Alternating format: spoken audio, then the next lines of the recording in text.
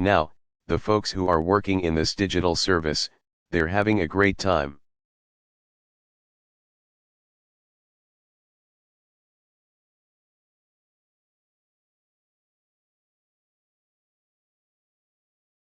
And in part because they are harnessing incredible skills to a purpose where they know that millions of people can be helped.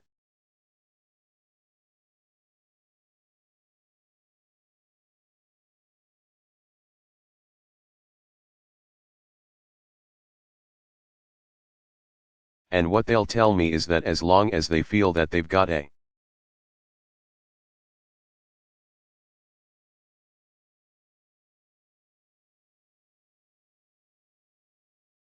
president and somebody who's providing some air cover,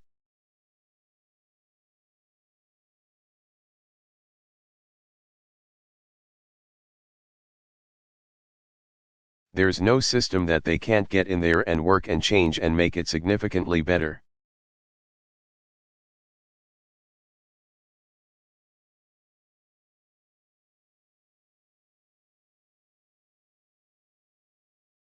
So part of my job is to try to institutionalize that over the next several years.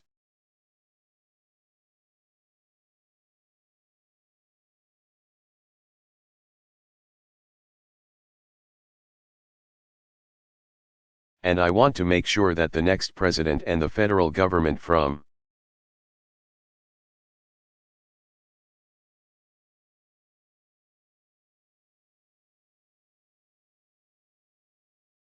here on out is in constant improvement mode, and we're constantly bringing in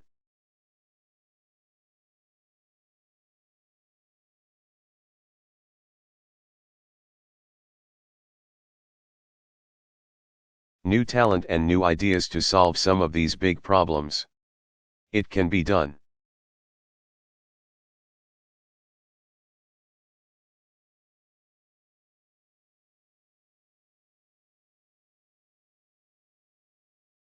It requires some effort, but everything requires some effort.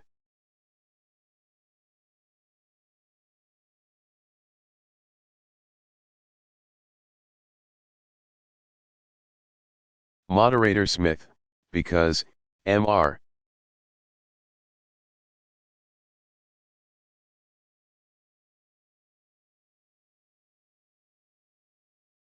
President, you know, I talked to tech people in advance of your coming, and I said,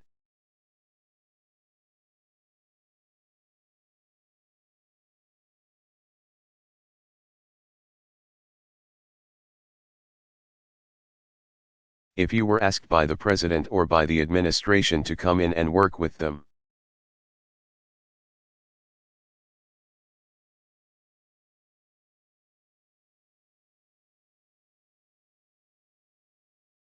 what would the conditions need to be that would make it possible?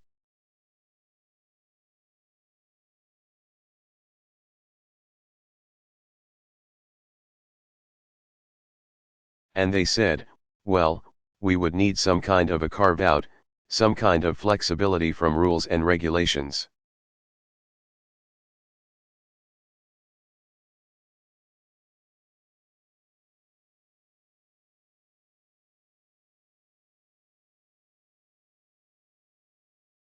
We would be willing to work with the government, and maybe we would then donate back the IP to the public sector.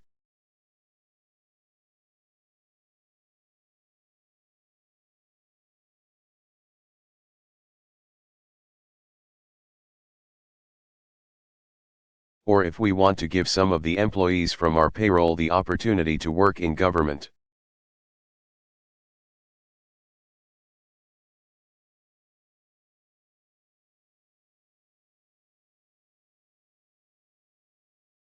Maybe we could get, as you would with another kind of donation, some sort of a tax break back.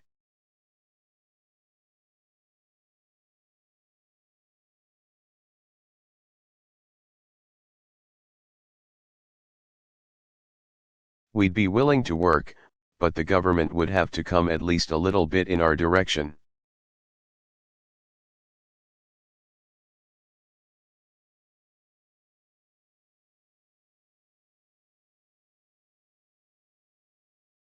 You're saying you're willing to do that?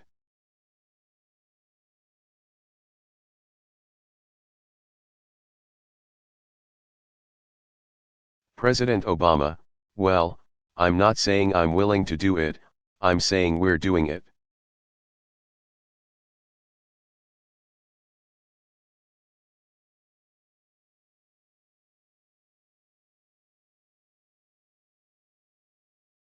Moderator Smith, you're doing it now, yes, sir.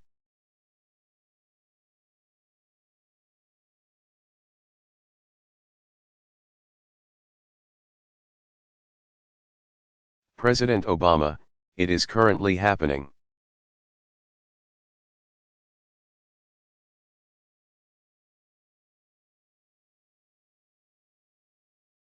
And the opportunities are there. But I want to focus on the fact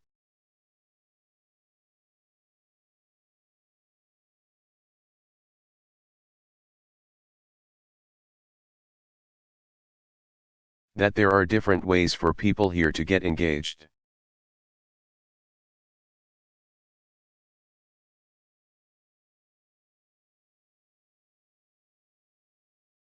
It's not just you coming in, although we want to create a pipeline where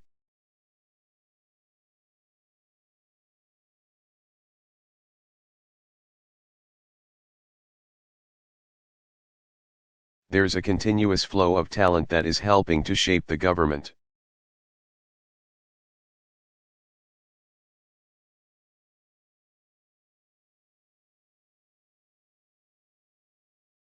The other thing that we're doing, though, is we're also convening people to solve problems.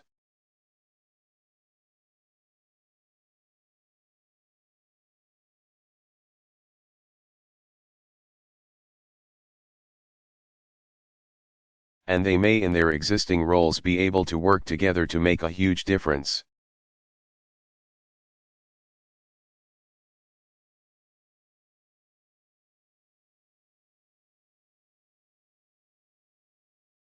I'll give you a specific example.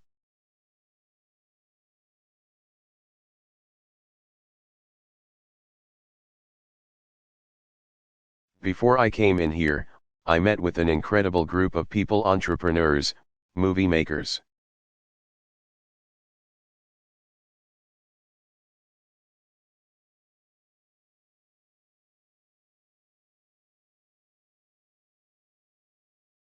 Organizations, tech leaders, to talk about how we make a real difference on countering violent extremism.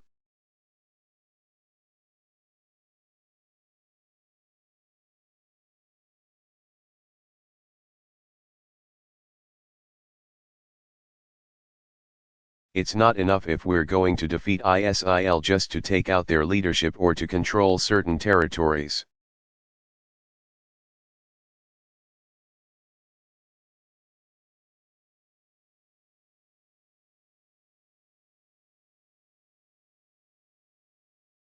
If, in the virtual world, they are consistently reaching kids here in the United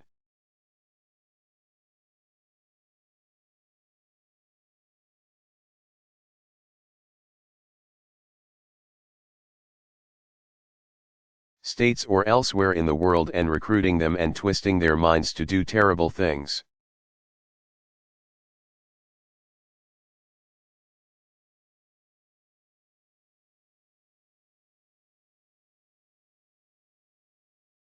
We've got to be able to penetrate that.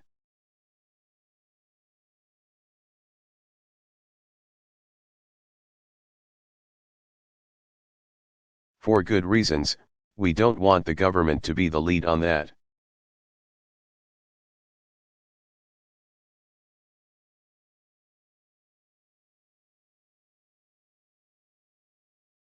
First of all, we're not credible with the people who might be receiving those messages.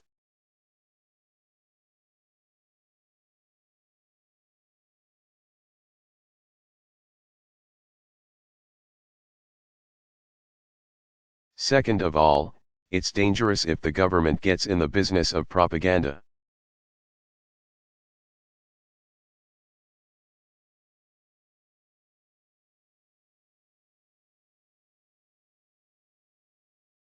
So what I said to them was, we'll help convene and put you guys in a room together.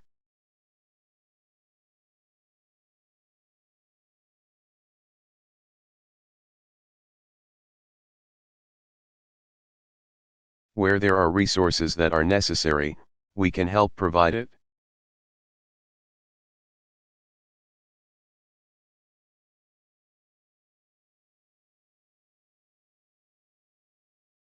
But, essentially, you figure out how we can reach young people who might be vulnerable to extremist messages.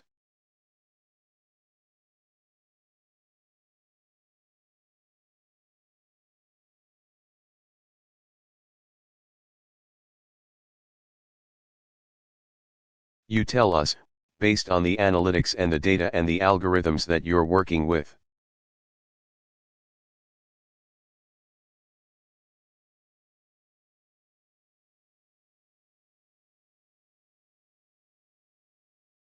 On a day-to-day basis to sell products, what is it that's going to really penetrate here?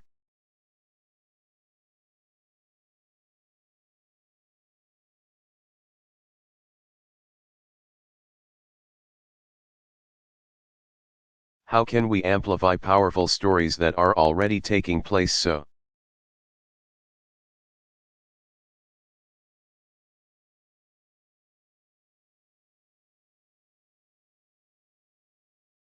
that there are platforms that can reach as many people as possible?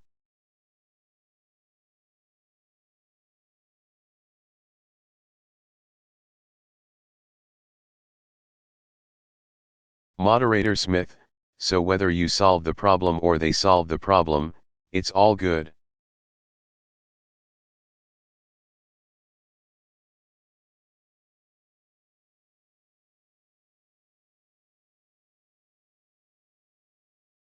President Obama, exactly.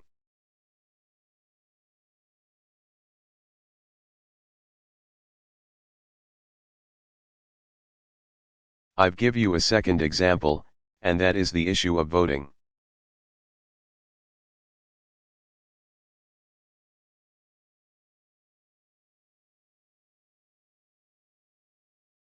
I mentioned this earlier.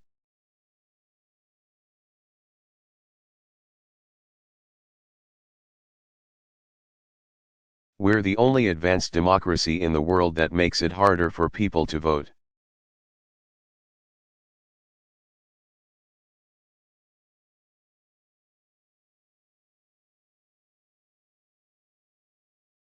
Now, I think it's important for a group like this, as we come up to an election, regardless of your party affiliation.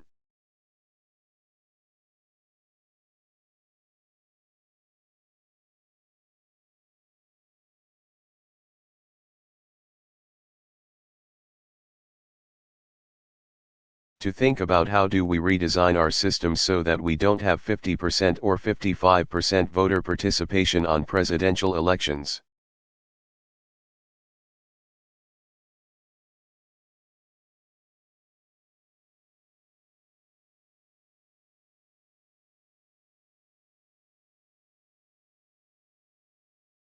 And during off-year congressional elections, you've got 39 or 40% voting.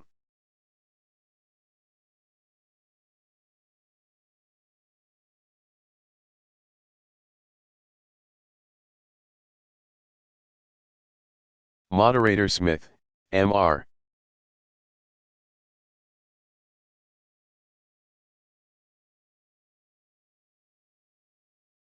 President, you're in the state with the worst voter turnout in the country over the last few years.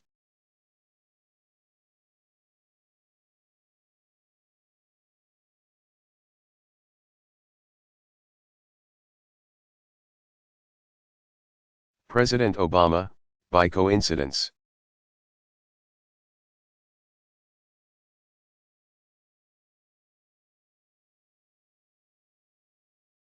Moderator Smith, we would take 55% tomorrow if we could get it.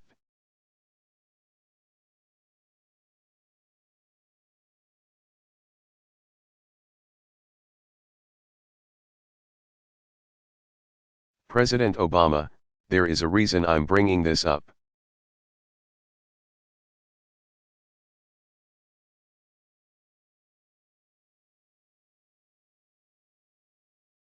Moderator Smith, but governments, Mr.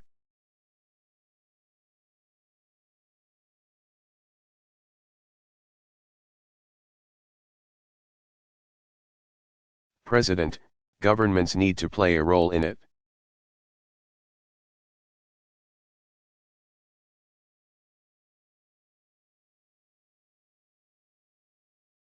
They have to pass legislation that enables some of these things.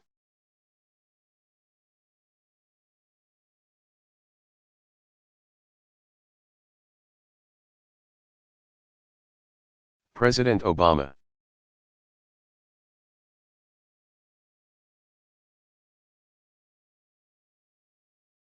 Moderator Smith, so in Texas, again, a state with terrible voter turnout every time.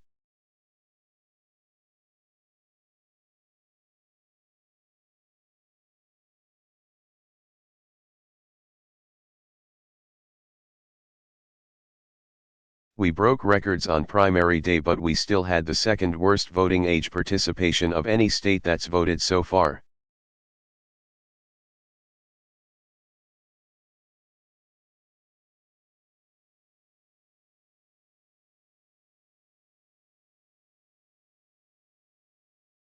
We can't get out of our own way. You need, in Texas, legislation that enables this.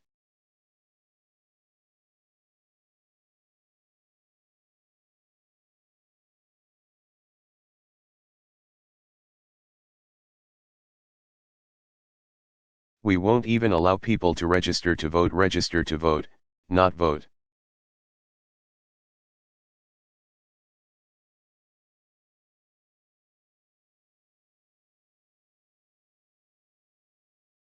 Register online in Texas. Register online.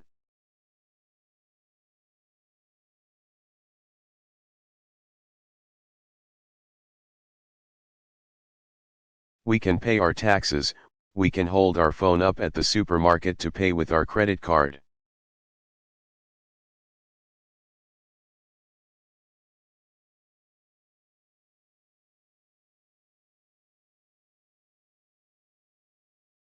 But somehow online voter registration is perceived to be insecure, or same-day registration.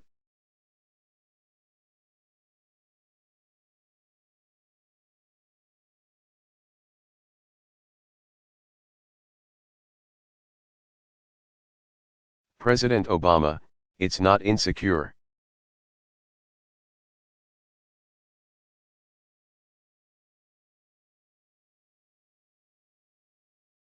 It's done because the folks who are currently governing the good.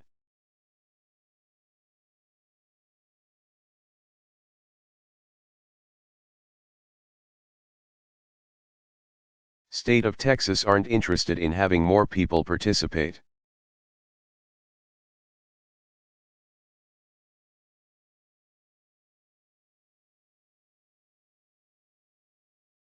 So obviously you've got to make a political argument about why this is important.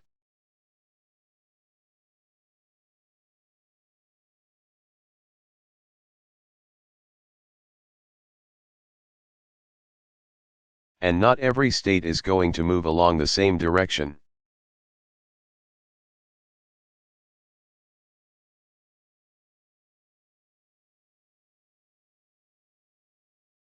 But I will tell you that if we can create more and more models that show that if made easier,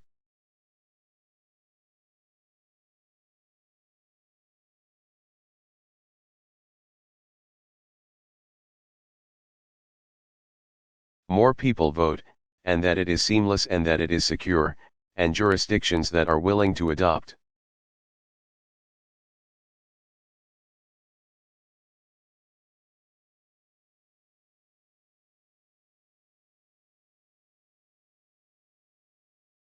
And support these new mechanisms are in place, and if we are building more models of civic engagement.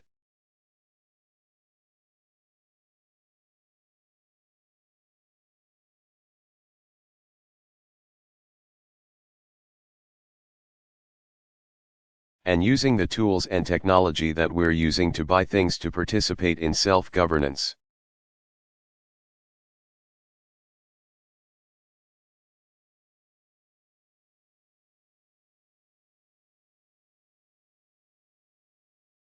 Then over time look, Texas is never going to be an early adapter of what I'm talking about here.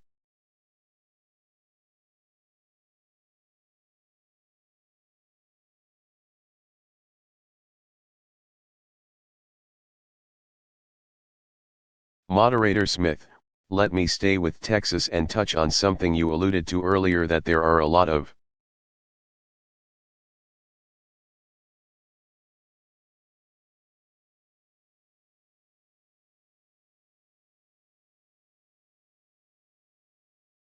people in the world today who don't like government, don't trust government, don't think government can do good.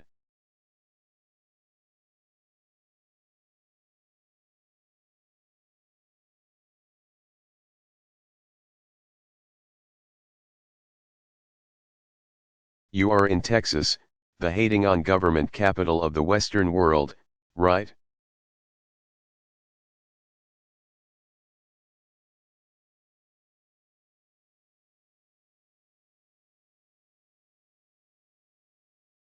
President Obama, well, part of it is the fact that when government does great things,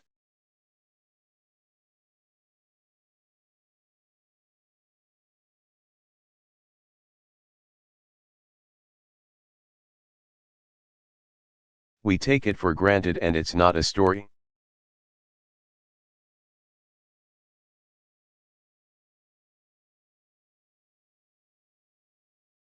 I mean, every day, government is delivering for everybody in this room, whether you know it or not.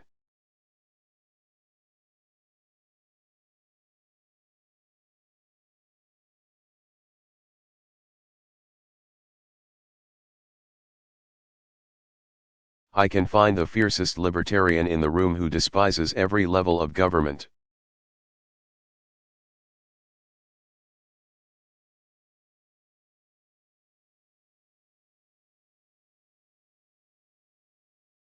Thinks it's all corrupt, but they're checking the weather on their phone, and lo and behold.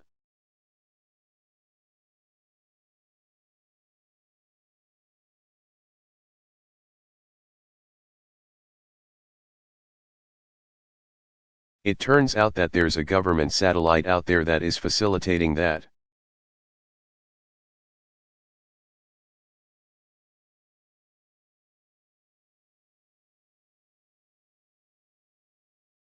Moderator Smith, that's government.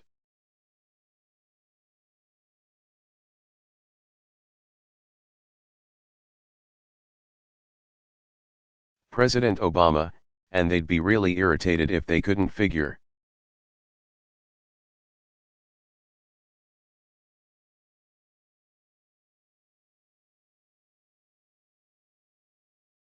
out whether it was going to be 70 and sunny or 60 and rainy tomorrow.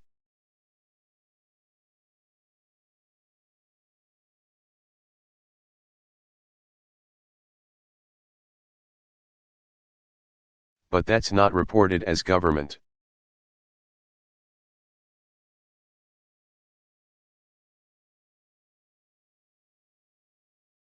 We just take for granted, of course, there are roads, and, of course, there's a geosatellite system and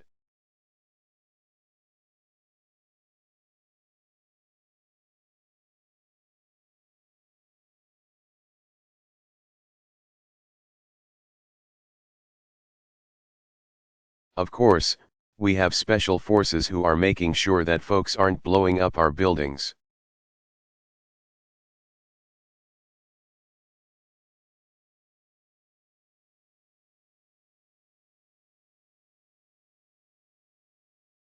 Well, part of our task is to tell a better story about what government does.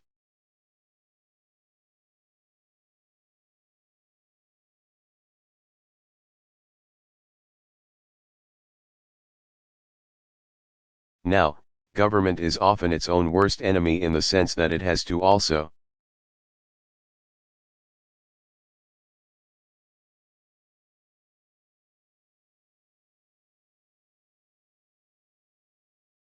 be more responsive where people interact in a direct way with government.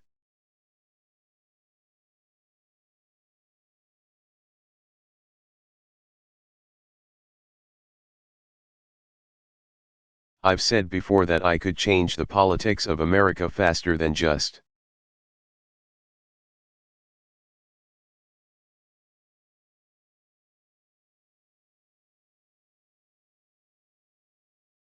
about anything if I could just take control of all the DMVs in the country.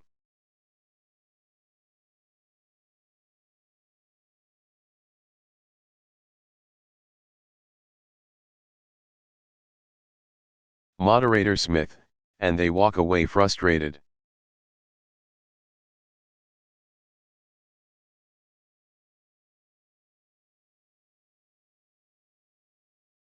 President Obama, and everybody is kind of surly. Moderator Smith, right.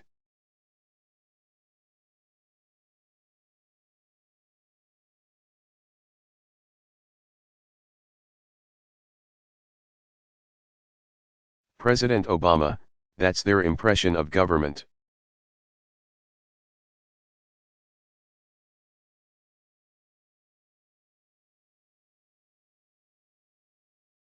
Moderator Smith, yeah.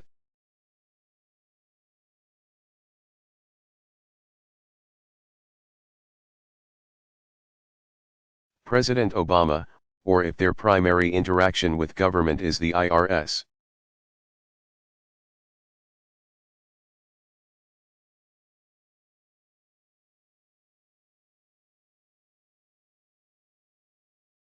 You just don't have a good association with government when you're writing that check.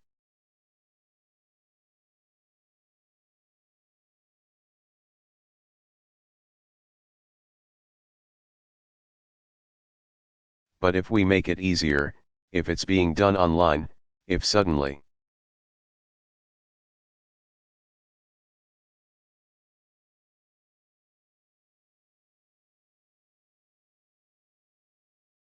you have the capacity to interact with government in a way that also gives you some feedback about how your tax dollars are being spent or why this is important.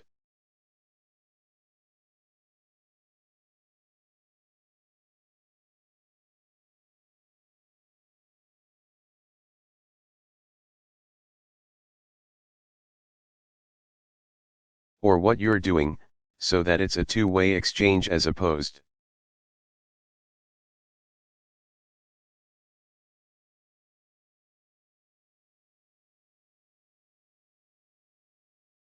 to something that feels distant and that you have no control over. Then people's attitudes change.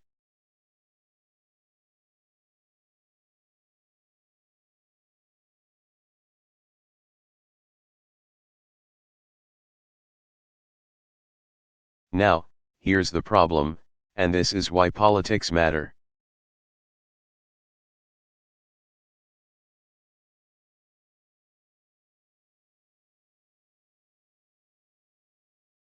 If there are those who despise government oftentimes because the absence of government allows them to pollute.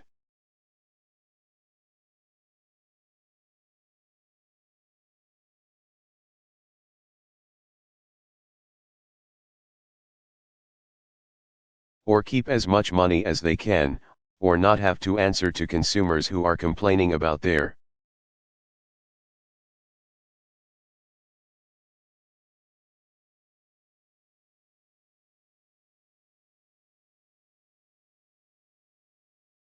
practices if they are controlling those who are currently in government and government gets starved of resources.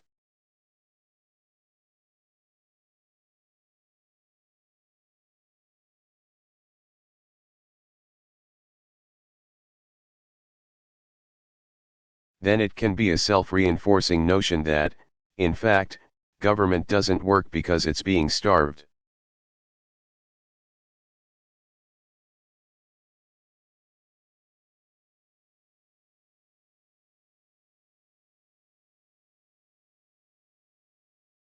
A great example of this, by the way, I met with financial regulators this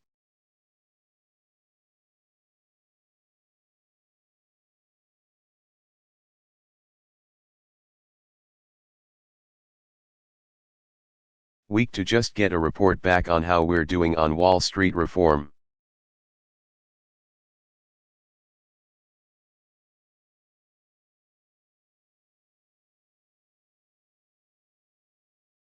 One of the things that the left and the right agree on is that after the financial crisis,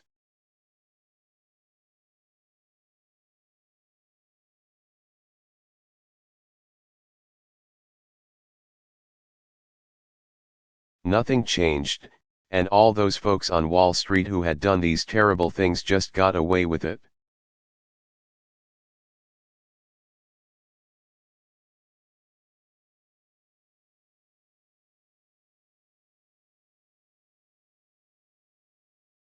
And we didn't change the system, and it's just the way it is now.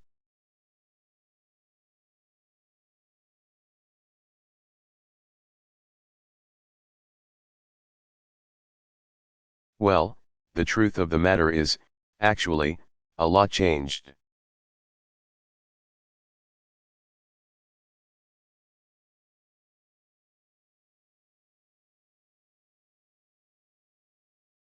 The banks have been forced to capitalize much more.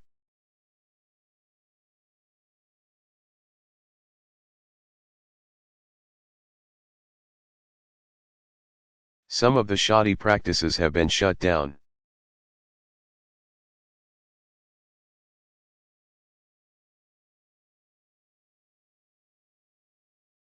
We set up a Consumer Finance Protection Bureau that prevents some of the mortgage practices.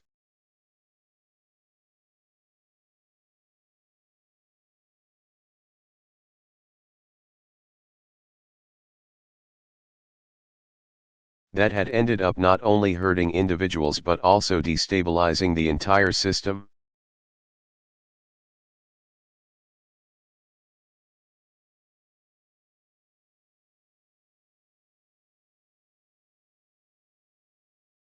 Derivatives now have to be set up on a clearinghouse platform.